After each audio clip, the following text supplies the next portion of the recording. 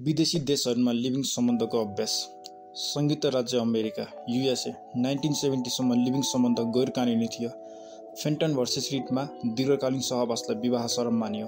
Marvin versus Marvin 1976 केसबाट पोलियोमोनीको अवधारणा आयो। विवाह बिना बसेको महिलालाई सम्बन्ध टुटेपछि सहयोग दिन कानुनी बाटो खुल्यो। अब कोह्याबिटेसन एग्रिमेन्ट्सबाट दुवै पक्षका अधिकार र दायित्व कानुनी रूपमा तय गर्न सकिन्छ।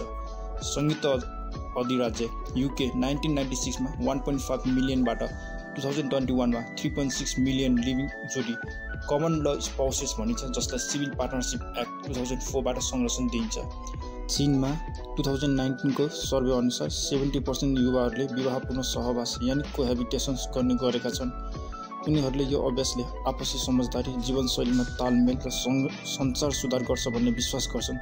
चीनको विवाह ऐन 1980 अनुसार विवाह बाहेक जन्मेका बच्चाहरूले विवाहभित्र जन्मिएका जस्तै पुरै अधिकार पाउँछन्।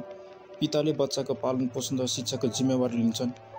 भारतमा एक अध्ययन अनुसार 75% युवाले विवाह अघि लिभिङ सम्बन्ध र समझदारी बढाउने मान्यता राख्छन्। शिक्षित र आर्थिक रूपमा सक्षम युवामाझ यसको प्रचलन बढ्दैछ। भारतमा कुनै विशेष कानुन छैन, तर गैर कानुनी पनि होइन।